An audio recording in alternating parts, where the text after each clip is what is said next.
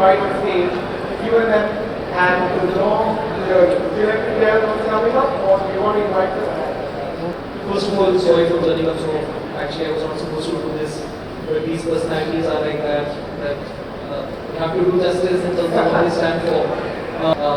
So we have Mr. Sunil K Munjal will be joining us, as well as do I see Sanjeev Bikhchandani? Oh, I'm so sorry. Neither person actually started my Saudi 65 years back, as I said. Could not have been more privileged to have both of you together.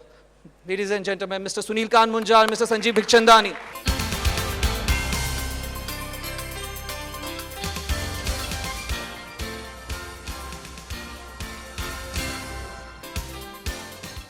Yes, straight away into it. I'll start with Mr. Munjal. You stand for a legacy. You stand as Hero. Hero as a brand is well known globally.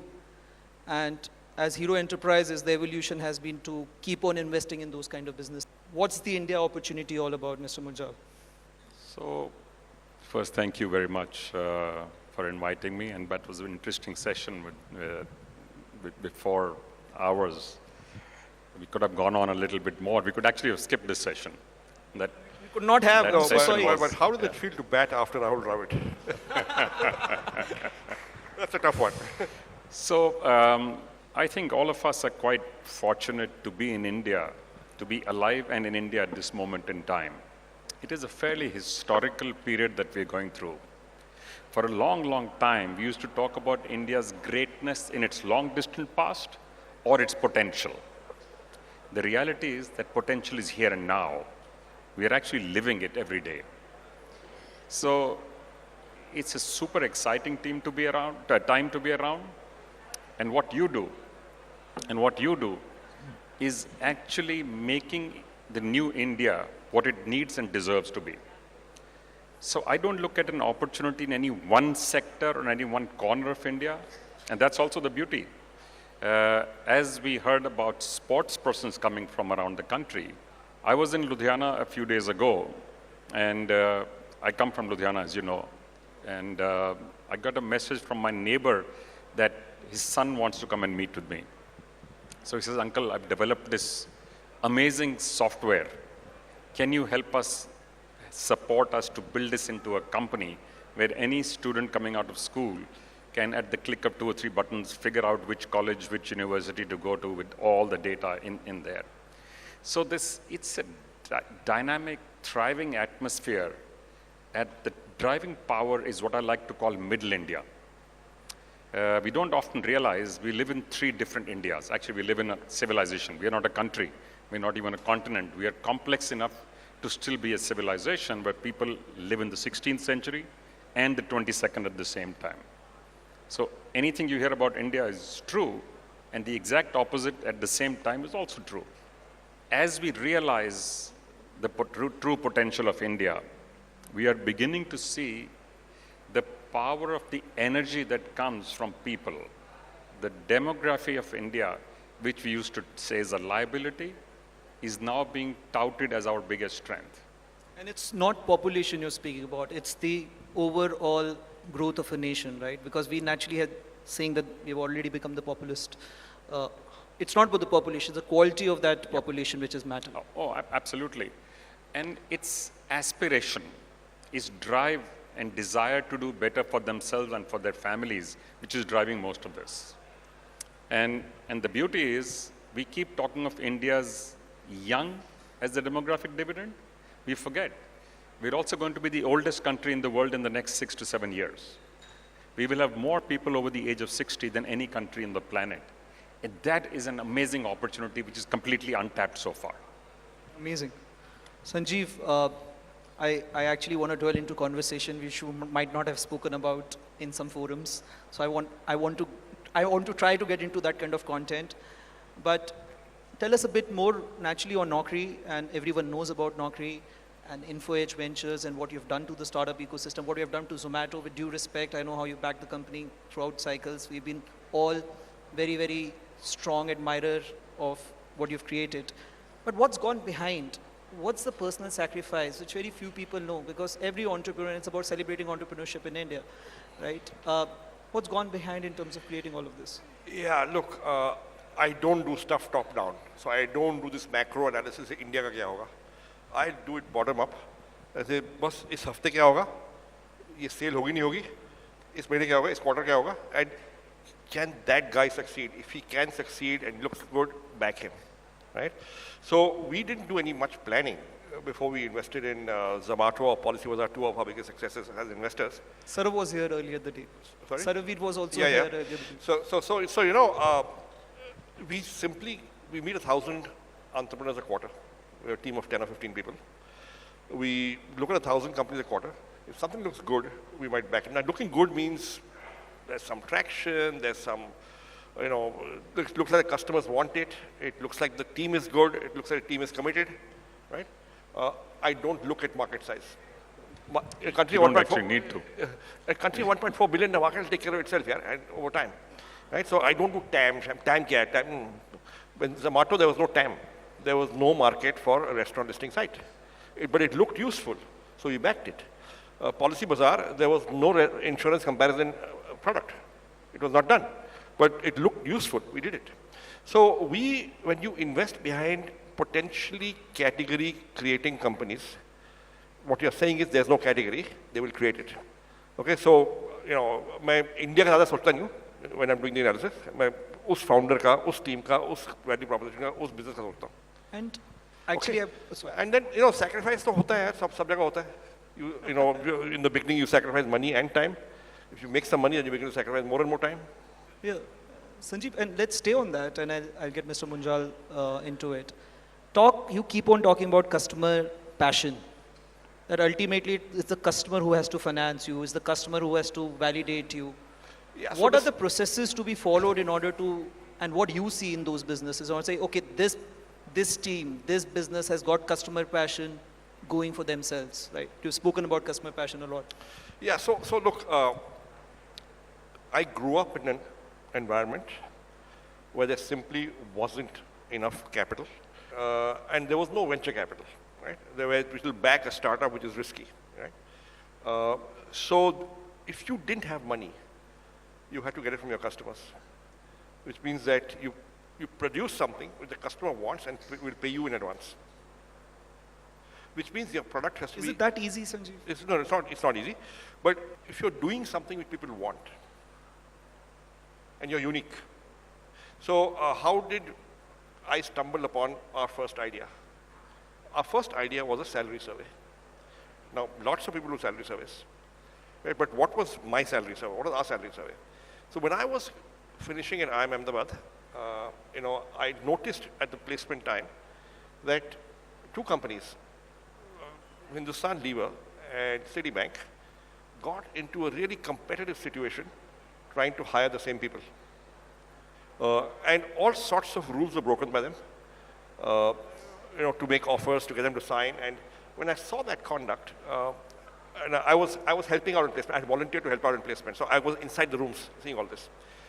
I kind of figured that if the situation is so competitive between the best companies for the best talent, then a salary survey of what companies are offering fresh MBAs in the IIM campuses will sell.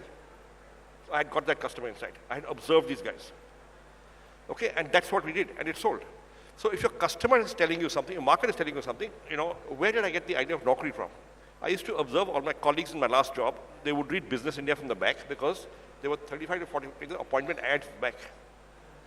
And from there, I got the insight that, you know, jobs are a high interest category of information. So 7 years later, when I saw the internet, we just got all the newspapers around the country every day, and just to input the appointment ads and put it on the net. Traffic began to come. It went viral, you know, because I had that insight, right? How did Deepinder get the idea of Zomato? She was working in Bain Consulting in Gurgaon, not far from here. Office working hours were long. Nobody got lunch from home. You know, the admin team had collected all the delivery menu cards of 80 restaurants and put them in a file folder in the cafeteria. The cafeteria would not serve food. You have to get your own food, right? And he said, "Yaar, 1 baje her rose, you go and stand in line to access that file. You know, I've got work pressure. I got deadlines to meet. My boss is sitting on my head. I get access to the file for 2 minutes. I place the order, I come back after 45 minutes, I then pay, and then I eat. Very, very bad, very inefficient. One weekend I came in, and I scanned all the menu cards and put them on my personal page on the office intranet. And within 2 days, the IT infra guy came to me and said, "What have you done, man? 95% of internal traffic, is going to your page." Penny dropped. Customers. So you got to look at signals that customers and prospective customers There are give enough you. signals available to There are enough gauge- signals कि साहब ये unsolved problem है. अगर आप solve कर दोगे, शायद कुछ हो जाए. Mr. Munjal, I want to get you into this discussion on the same topic. So we have analyzed now, we have looked at so many businesses, 150 companies. There is this cycle of venture capital, right? There is this perplexity that the customer can take a backseat sometime in some of the founders. If you are getting the right capital, let's go after growth. And that's where the vicious cycle happens. No, naturally in bull run, everything is good. But when bearish, the profitability comes back, and profitability will come back from the customer satisfaction and customer paying. How your experience of investing domestically, globally, have, in terms of these founders who go into this vicious cycle of venture private equity sometimes? Because you might have a counter thought on that, so I thought I'd bring you in. Yeah. So one of the things we have attempted to do is to try and create a little bit of evenness through these ups and downs. And like Sanjeev and like yourselves, we look at over 100 deals a month. So one of the things we actually look for is founders who have a conservative outlook on strategy, but a very aggressive outlook on operations. Because otherwise it's very hard to be able to balance this out. Very well said. Conservative on strategy, focus on execution, operations. Yeah, yeah. One of the other things we did was we said, we will only invest in businesses that we understand and we can actually help to grow, where we can add some value. And one kind of business that we will not invest in is a business which says, the more I grow, the more money I will lose and the more funds I will raise. So we kind of stayed away because those are the ones which get driven more by these cycles, by the way, than those which have pure focus on ensuring that you run a business which serves a customer who pays and that business is profitable. It automatically tends to stay away from extreme cyclicality because you're always meeting a felt need, and the customer whose felt need is being met will pay you. To the point Sanjeev just made, it actually is reasonably logical, is reasonably simple, but in real life, simple logic actually works.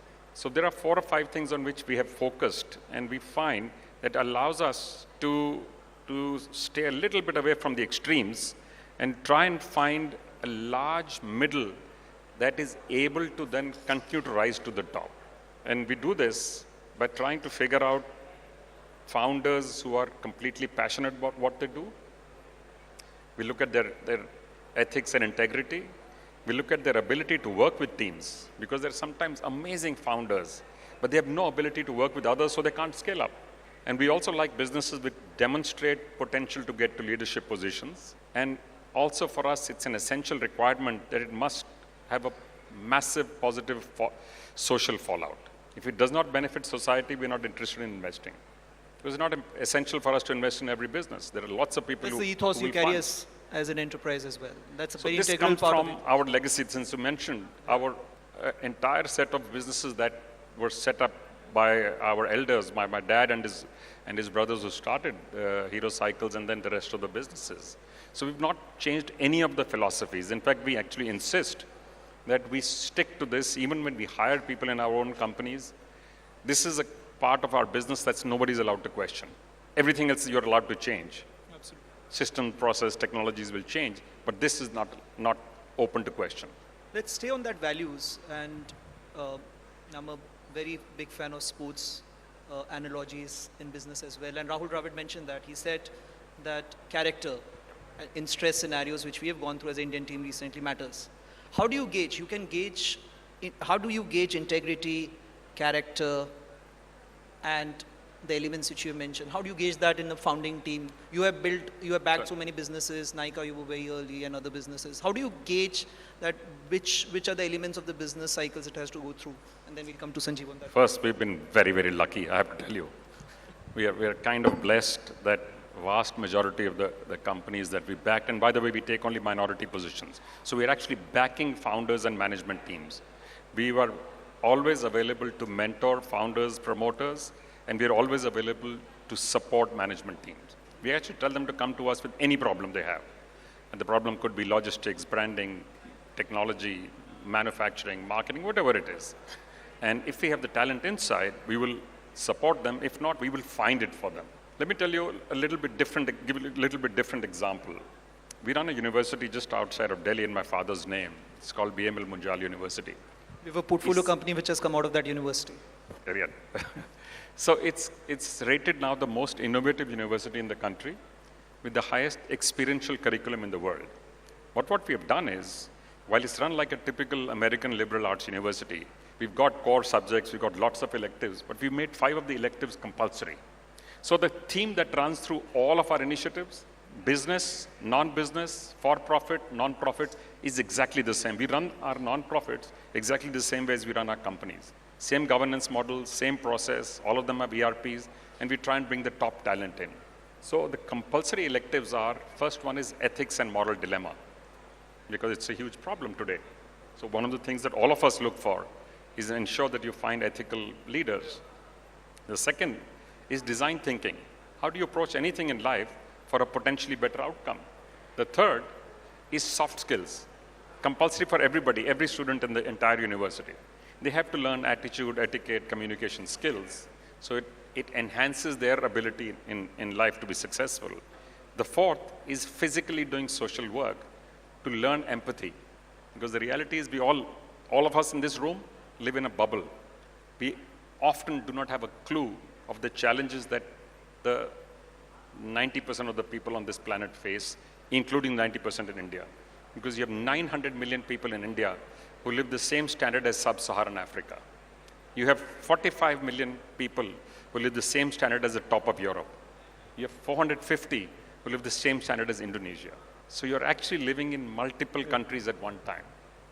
So therefore, these value systems become critical. This is the only thing which can hold you steady through all reasons and all seasons. So, Sanjeev, you've spoken about governance in past as well, so I'm extending this question further. What are the standards of governance for you? Are these the benchmarks of integrity, character? What further it goes into, and how do you react in case it... See, I'm a first-generation entrepreneur, right? And I've worked for 5 years in 2 very good and well-governed companies, so you learn a bit.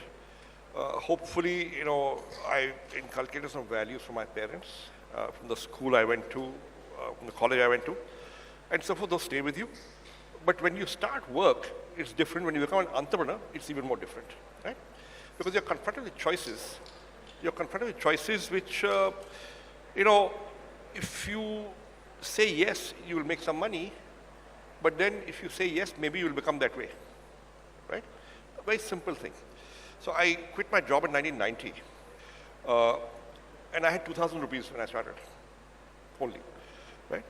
And bit by bit, we sort of began to break even, make some money. I still wasn't taking a salary. I was teaching on weekends at business schools to somehow, earn some pocket money. In 94, I remember, and I was doing any kind of odd jobs to survive, So I was called by somebody who was a well-known company for a meeting in the office of the Nehru Place. So I went, and he said, "Bhai, ये थोड़ा market research project है, आप कर लोगे?" I said, "मैं कुछ भी कर लूँगा." Okay, so he said, "Okay, here's the brief. Come back with a proposal." उस समय email नहीं था, so you obviously gave a physical proposal. I had quoted, 30,000 rupees, okay, 94. This guy looks at me and he says, "You know what, make it 50,000 rupees and we'll split the difference." Okay, and I thought corruption was only in the government, but anyway, and I said, "Okay, I'll come back to you." And I went back home and thought about it. And I said, "Yaar, karna nahi karna." I thought for 2 days. You're getting 40,000 rupees, which is a lot of money for me in 1994. That was 8 months' salary on my last job, right? Finally, I said no. Okay, but you will face moments of truth where you will be confronted with choices such as this. And I took that call. And from that day, I said, "You know what? I'm not chasing money. I'm just going to chase good work." And after that, money began to come. The option will always be with you. It's about whether you want to exercise the option. I thought I was honest, but when you're confronted with the choice, that is when you know if you're honest or not. And also it can become very difficult sometimes to make these choices. Yeah, so one important theme which you touched upon, Indian opportunity. Now we've seen with SaaS companies, we've been seeing that while we speak about born India, going global, enterprise SaaS has not taken as much in terms of getting domestic traction from revenues versus international. And international also has been very different for every company. How much do you strongly believe in that opportunity of Indian companies going क्या global? देखो लोग कहते हैं कि साहब India में cess का market नहीं है. पैसे नहीं देते? नहीं देते? नहीं. What is Naukri? You think Naukri is a job listing site? 65% of our revenue comes from the resume database, which is a SaaS product. 65%. And Naukri is close to 2,000 crores. Okay? Yeah. What is Zoho? But are they exceptions to the rule?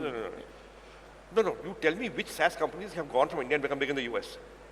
A few have. Most fail. Because the market risks are huge. The market is there, but it's very expensive to penetrate. And So it's only a perspective that the Indian customers I mean, would not look, I think India is a big market. Zomato went to 14 countries and then contracted and now is in one country and is a $24 billion market cap. It's not SaaS. It's not SaaS. I'm just saying it's very often a mirage. भाई बाहर का market बड़ा है, वहाँ हम जाएंगे. भाई India में 1.4 billion people हैं, इंडिया का मार्केट बड़ा है. थोड़ा patience दिखाओ. I can tell you, we built a few of the world's largest companies with primary markets being in India. Our bicycle company was the largest in the world. Absolutely. Okay. Our primary, of course, we were in 90 countries, but our big market was India. Our two-wheeler company was the largest in the world. Primary market was India. So India is actually a very unique market, not often appreciated enough, because you always see a small slice of it, but it's a large, diverse, complex, and often difficult market. But it is a real market, and it allows you to build scale, allows you to make mistakes at a much lower cost than if you go global on day one. And when do you change the gear? When do you realize that, oh, now I can go international because international markets require concentration, it requires capital. When is the gear changed? Because we've seen enough consumer companies who've gone international. The secret of successful early stage investing very often is to go today where the herd will go tomorrow, and the herd does not recognize it today. When we were solo in the first 4 rounds in Zomato. 5th round, we got a co-investor.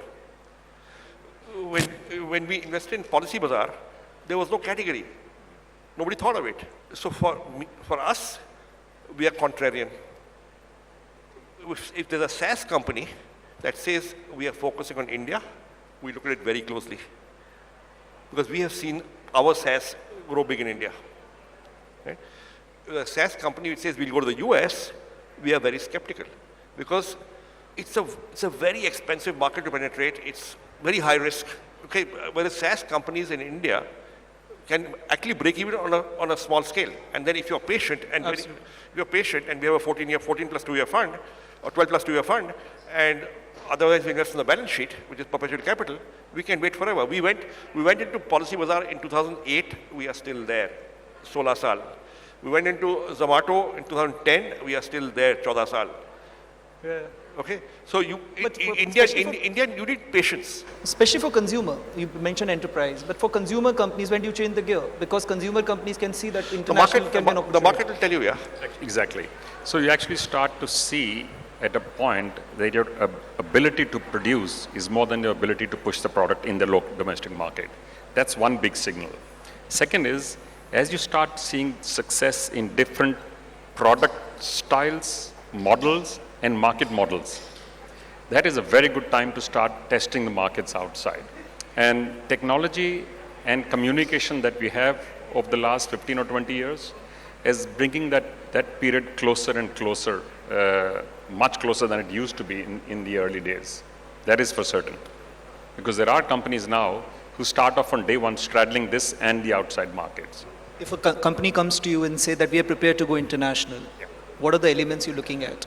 What are the green shoots to say, okay, now we are prepared international? Because as you said, domestically it's such a big opportunity.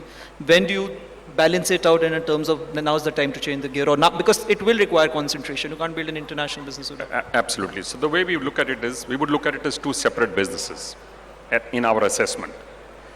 Is the India team capable of handling the India business? What is the team that's going to handle the international business? Is that team equipped? Does it Team capability. Team capability is the key, and familiarity with a completely different working system which exists in some of the industries, which sometimes is not necessarily to be completely different. And that we have to use our judgment to say which are the verticals, because we operate in 5 verticals. So we are only interested in those 5. We don't go beyond those 5. We will not interested in 6th vertical.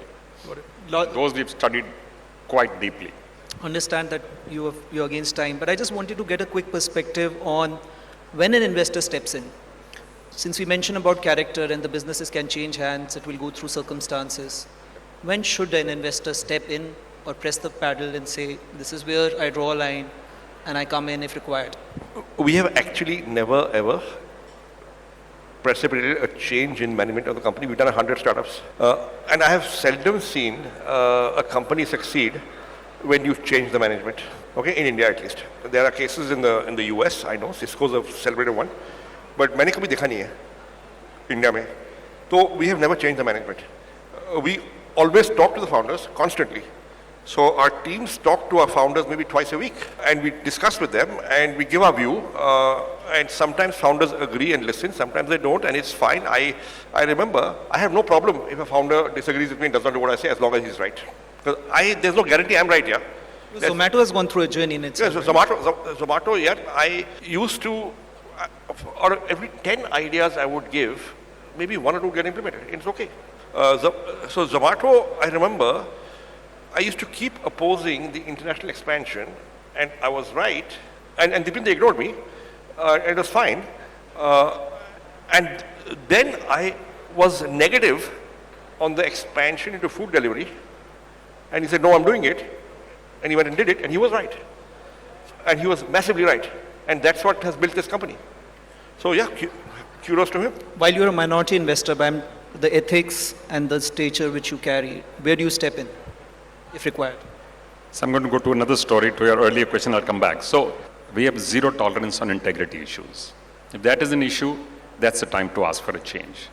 Other than that, business cycles, changes in technologies, some relearnings required, and we actually actively encourage our companies to experiment. So what I tell our teams at the start of every year is, let's go out and make new mistakes this year. The only thing is, don't repeat any. If you've not learned from them, then you're being stupid. And by the way, you don't have to make them all yourself. Absolutely. Keep your eyes, ears, and your mind open and learn from other people's mistakes. It's much cheaper to do that. To your earlier question, I want to give you one example. I was in the US one day and I got a call from Ritesh of Oyo. He says, sir, I'm in China. मेरे को ना मासा अभी बोल रहा है कि China का बिजनेस तो तुम्हारे को मैंने शुरू कराया था, आप मेरे को इसमें मेजॉरिटी शेयर दे दो. I was trying to encourage him. I said, उसको बोलो कि इसकी $1 billion valuation है. Okay, the business had not started. Well, it was just starting off. He called me 10 minutes later. He's saying, Masa is saying, okay. I was saying this to actually say no, basically. Because you can't possibly have a business which is not started to be $1 billion value. Okay, but Masa obviously saw something in it which none of us did. And he said, $1 billion valuation, theek hai. So he was willing to write that check. And the reality is, after starting off in all the countries, the massive growth he had to actually pull back. Because he was not quite, meaning the company was not yet quite equipped. And domestically business have done well now. He's done exceedingly well. By the way, that's fully not understood. Yeah. It's a company just turning out of $400 billion EBITDA. And I think they need to fix communication. That's the other thing that we didn't come to, how the companies need to operate. But one of the things that early stage companies actually have still not figured out is good communication. Either it seems like they're showing off or sloganeering, sometimes almost like, we hear government slogans. But good quality communication. You tell people, I have a problem when you have a problem. You tell people, I'm doing this to get an improvement. Everybody will believe you. But if you're constantly talking about only things that are good, then they think you're fibbing. Well said. There's so much of experience on this panel that naturally next 2-3 hours are less in terms of brainstorming. And thanks so much for accommodating this request, Mr. Munjal. Ladies and gentlemen, I'll say thank you to both of them for coming over, enlightening us in terms of their experiences. Thank you so much, Mr. Sanjeev. And also, Ishpreet, thank you so much for joining us. One thing that I do want to take back about how our nation has multiple nations and how the investment and everything that you do leaves so much legacy behind. Once again, please give it up for this incredible panel.